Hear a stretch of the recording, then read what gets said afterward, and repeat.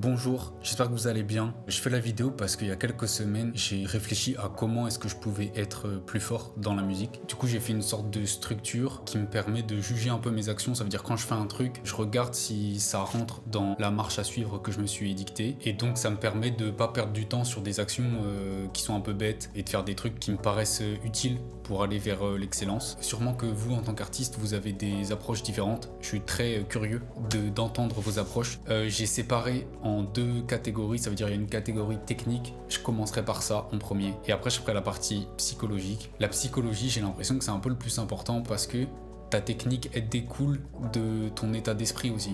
Donc le petit 1, c'est qualité contre quantité. J'ai l'impression que c'est un des trucs qui divise le plus. Et moi, avant, j'étais plutôt du côté de la qualité, dans le sens où quand je faisais des prods, des morceaux, je commençais le morceau, et avant de passer à un autre morceau, j'étais comme obsédé par faire en sorte que le morceau il soit parfait. Et au printemps dernier, j'ai fait un défi où je devais sortir une prod par jour pendant 100 jours. Et donc du coup, ça rentrait dans le spectre de la quantité. Le niveau que j'ai pris pendant les 100 jours où je faisais de la quantité, il surpasse de beaucoup le niveau que j'ai pris pendant les années où je faisais de la qualité. Et en fait, c'est toujours un équilibre à avoir, c'est-à-dire que si tu fais que de la quantité et qu'à un moment tu t'arrêtes jamais pour dire bon bah j'essaye quand même de prendre mon temps et de polir vraiment comme je veux, et bah tu feras que de la quantité, mais toute ta quantité sera de la merde. Mais j'ai l'impression que en fait quand tu fais de la quantité, t'as beaucoup plus de chances de tomber sur des pépites un peu, parce que beaucoup de fois c'est pas fait exprès, à moins que t'aies genre 40 ans de pratique, où c'est clair dans ta tête, ça veut dire Beethoven quand il est sourd, il écrit, il fait de la musique quand même parce qu'il sait. Et il a compris, il connaît, il a trop de maîtrise. Mais c'est des moments, déjà, faut être vieux, parce qu'il faut avoir des dizaines et des dizaines d'années de pratique. Donc ça veut dire que tout ton apprentissage, il se fait avec énormément de moments où les créations que tu fais qui sont bien, ben, t'avais pas forcément prévu. Et donc quand tu fais de la quantité, par exemple sur 100 prods, que je vais faire pendant 100 jours. Il y en a peut-être, je sais pas, même 5, 10, ou je sais pas, j'ai pas trop fait exprès, mais c'est génial. Et après, du coup, tu peux prendre ces 5, 10 créations qui sortent de la quantité et vraiment là passer en mode qualité où tu vas aller dans les détails, etc. pour les rendre exceptionnels. Mais du coup, si t'as pas fait ce passage où tu fais que de la quantité, eh ben, t'aurais jamais eu la matière de base pour passer à l'étape de la qualité et d'emmener l'ébauche que t'as, où tu sens qu'il y a quelque chose qui est vraiment bien, et de l'emmener au niveau supérieur. Le deuxième point, c'est copier les autres. Dans le sens où j'ai commencé à le faire là, et je vais sortir une série de vidéos où j'essaye de faire les prods de certains types d'albums qui ont des couleurs très marquées. Genre il y a des albums de Stromae, des albums de PNL, là j'ai fait l'album de Pomme, Les Failles, où il y a vraiment une couleur particulière, et le but c'est d'écouter vraiment comment ils ont travaillé leur truc et essayer de décrypter pourquoi ça marche. Et avant, je le faisais pas parce que je me disais que quand tu copiais les autres, c'est comme si tu te laissais influencer par eux et que du coup, ton art, il était moins original, mais c'est un peu bête. Je m'en suis rendu compte. Enfin, copier les autres, pas pour sortir des trucs, hein, mais juste pour améliorer ta technique. Voir comment eux, ils ont fait, parce que c'est des gens qui sont plus forts que toi. Et donc, du coup, tu regardes comment ils ont fait, tu essayes de décrypter le truc, tu refais, et du coup, tu comprends des trucs. Et là, j'ai commencé à faire ça, et c'est vrai qu'on comprend des trucs. Je vais voir où ça m'emmène, je vais pousser le truc un peu plus loin, mais ça a l'air d'être efficace. Le troisième point, c'est aller chercher à l'extérieur. Donc ce point, je savais pas trop comment le nommer. C'est un peu ce délire de aller chercher hors de sa zone de confort.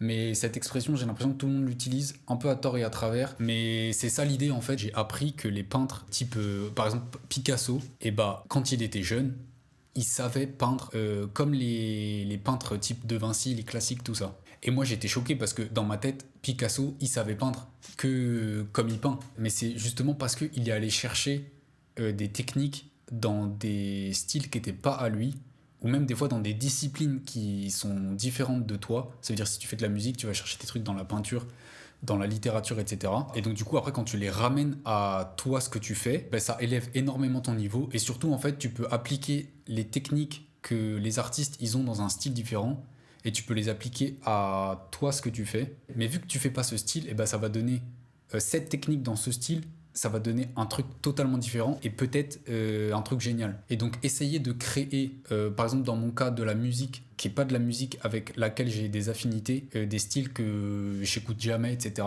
Et ben ça ouvre beaucoup l'horizon. Et le dernier point de la partie technique, c'est la discipline. J'aurais pu le mettre dans la partie psychologique aussi, mais en même temps ça fait le lien entre la technique et la psychologie. Avant, quand on me parlait de discipline, j'avais envie de dire aux gens, casse-toi, tu me saoules, je suis un artiste. Ça veut dire, en fait, j'étais en mode, je pensais que tu créais mieux si juste t'écoutais ton cœur et que quand t'avais envie de créer, bah t'allais créer. Que dès que t'avais plus envie, bah t'arrêtais.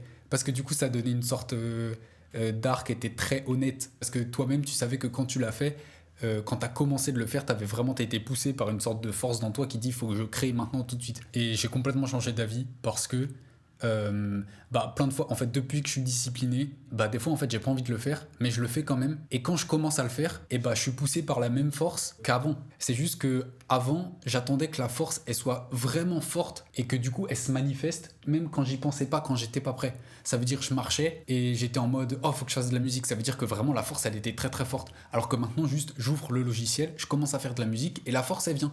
C'est juste que elle a besoin des fois d'être stimulée. Et des fois, tu t'y mets et elle vient pas. Elle vient pas de toute ta session. Ça veut dire que t'as pas ce truc où t'as plein d'idées, etc.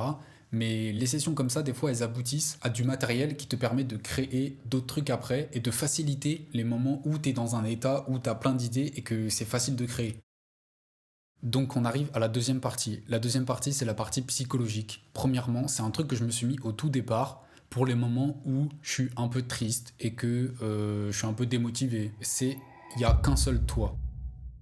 Dans le sens, dans tout l'univers, à cet instant présent, il n'y a que toi qui as cette vision, qui sent cette chaleur, qui sent ces odeurs, etc. Si tu mets bout à bout tous les présents que tu as vécu dans ta vie, ça fait que ta vie, c'est un truc vraiment, vraiment unique. Et donc, si dans l'art que tu fais, tu mens pas et que tu es toi-même, et bah ce sera forcément bien parce que même si c'est nul techniquement, ce sera sincère. Et en fait, par ta sincérité, tu vas forcément innover parce que, comme j'ai dit, tu es unique. Donc, si tu as un truc qui est unique, qui est toi, et que tu l'amènes au monde, et bah forcément tu innoves. Il y a toujours cette variable d'honnêteté. Ça veut dire si tu remplis pas la case honnêteté, bah, ce que je te dis, ça marche pas. Mais tant que tu es sincère dans ce que tu fais, bah fais. Et pas peur. Le deuxième point, c'est confiance en soi contre lucidité. J'en ai marre qu'on me dise aie confiance en toi. Je comprends pas. Parce qu'en fait, une fois que tu as intégré ce que j'ai dit avant, ça veut dire qu'il y a un seul toi, tu es unique et donc le simple fait d'être en vie, tu as de la valeur. Une fois que tu as intégré ça et que du coup, tu n'es pas dans des schémas où tu te rabaisses et tu te dis je vaux rien, etc., tu es en vie, donc tu as de la valeur. Une fois que tu as compris ça, avoir confiance en soi, c'est débile. Et viser la lucidité, c'est 1000 fois plus efficace. Parce que plein de fois, en fait, je faisais des trucs, j'avais jamais fait, et donc je doutais, parce que j'ai jamais fait. Et les gens, ils me disaient, mais Eywa, aie confiance en toi. Et j'avais envie de leur dire, mais vous êtes teubés, votre race, vous. C'est sûr. J'ai jamais fait, donc forcément, j'ai pas confiance en moi. Si je disais que j'ai confiance en moi, alors que je sais pas, ça veut dire que je me mens à moi-même. Donc ça sert à rien. Autant être lucide. Soyez lucide avec vous. Regardez là où vous êtes bon. Regardez là où vous n'êtes pas bon. Les trucs où vous êtes bon, est-ce que vous avez envie d'être encore meilleur? Auquel cas, je travaille par ici. Si je suis pas bon et que j'ai envie de m'améliorer dans un truc, je travaille par là. Il y a des trucs, je suis pas bon. Et je me dis, dans ma vie, sincèrement, si je meurs en étant mauvais dans ce truc, c'est pas très grave. Je sais pas si j'ai très bien expliqué le truc, mais voilà. Le troisième truc, c'est la compétition, c'est contre soi-même, c'est pas contre les autres. Donc ça, c'est un truc un peu de bateau.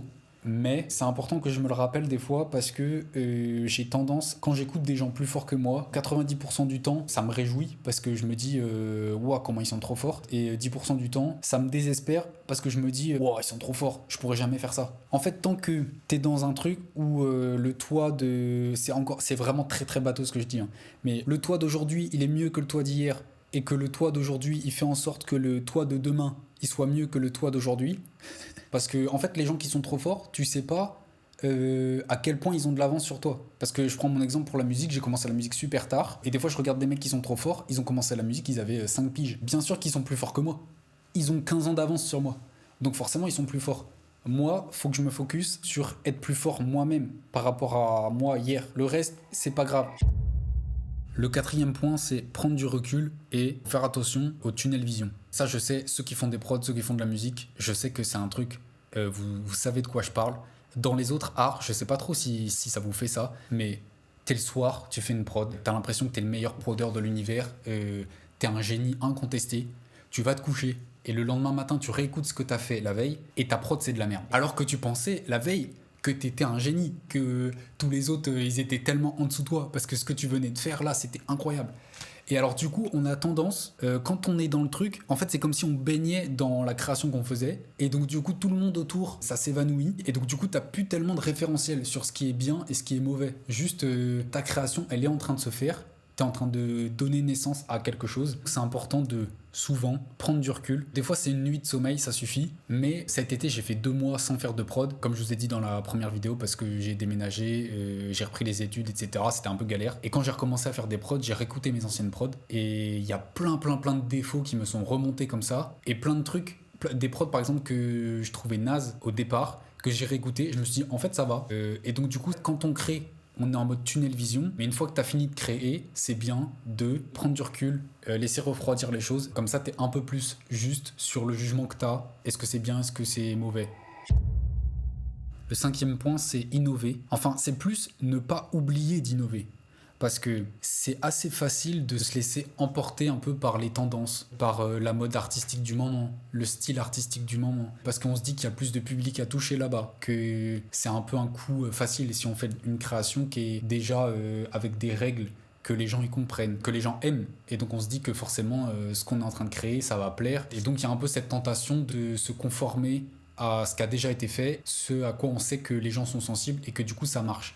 Mais si on oublie d'innover, en fait, si on pousse le truc dans l'absurde et qu'on se dit que personne innove et que tout le monde suit cette logique, et ben ça veut dire que l'art, maintenant là, c'est l'art qu'il y aura jusqu'à la fin des temps. Et c'est horrible, ça pue la merde en fait. Pas parce que l'art de maintenant il pue la merde, mais parce que du coup on va se faire chier. Parce que en fait, un son que j'ai écouté il y a 5 ans, tu me ressors le son maintenant, et il y en a qui le font. Hein. Tu me ressors le son maintenant, bah en fait frérot, j'ai déjà écouté il y a 5 ans. Tu faisais le même son il y a 5 ans. J'ai envie d'écouter autre chose en fait. Et même si on pousse le truc dans l'absurde, pas dans le futur mais dans le passé, ça veut dire que s'il y avait personne qui avait innové à un moment, on serait encore à dessiner des mains dans les grottes. Et même les mecs, les premiers qui ont dessiné les mains dans les grottes, et bah c'est sûr ils ont innové, c'est sûr qu'il y a personne qui l'avait fait avant. Ils étaient à la chasse, à un moment ils se faisaient chier, ils ont quitté le groupe. Sûrement il y a un mec, il a dit à son pote viens, mets ta main sur le mur, je vais dessiner ta main. Incroyable. Ça veut dire qu'il faut des gens tout le temps qui font des trucs qui n'ont jamais été faits. Même si dans ton présent, ça peut être mal vu ou mal accepté, faut jamais cesser d'innover parce que, en fait, les trucs nouveaux, c'est forcément bizarre. Et j'étais choqué quand j'ai appris que, en fait, il y a plein de mouvements artistiques de peinture. Quand ils sont arrivés, et bah les mecs qui peignaient comme ça, dans les journaux, tout le monde se foutait de leur gueule. Et par exemple, les impressionnistes, ils étaient interdits d'exposition. Ça veut dire qu'ils n'avaient pas le droit. Dans les musées, on disait si tu peins comme ça, tu peux pas. Et à chaque fois qu'il y a une nouvelle vague artistique qui arrive, que ce soit dans la peinture, la musique, le cinéma, n'importe quoi, et bah ça déstabilise les gens. Mais c'est normal aussi, parce que nous on est dans notre truc d'artiste, on voit ça tous les jours. Mais le mec un peu lambda qui fait son taf et qui écoute de la musique comme ça pour passer le temps, ou qui va au cinéma comme ça pour passer le temps, s'il voit des choses bizarres, bah faut comprendre aussi que ça peut être déstabilisant et qu'il ait pas envie. Il veut peut-être juste passer un bon moment avec des trucs qu'il connaît déjà. Mais nous, si les artistes, on suit ce truc-là, de faire de l'art pour les consommateurs, on n'innove plus, et après l'art ça meurt, la culture ça meurt, et alors très vite la vie ça vient de la merde. Et enfin, le dernier point, c'est être un éternel apprenti, dans le sens où si à un moment ça commence à être trop facile dans ce que tu fais, ou quand t'es en train de faire de la musique, de peindre, d'écrire, t'es en mode là je sais ce que je fais, c'est peut-être pas bon signe. C'est peut-être que tu es en train de t'endormir. Il y a certains moments assez courts où quand tu as atteint les connaissances, la technique nécessaire, etc., où tu sais exactement ce que tu veux. Mais si c'est récurrent, où à chaque fois que tu crées quelque chose, tu es dans la facilité, ça veut dire que tu as arrêté d'apprendre et que tu te reposes sur tes acquis. Et les gens qui se reposent sur les acquis, très très vite, ils deviennent nuls. Est-ce qu'on a envie d'être nul? Non, on n'a pas envie. C'est la fin de la vidéo. Vous me dites si vous avez des approches différentes. Je suis très curieux de savoir. Et voilà, à bientôt.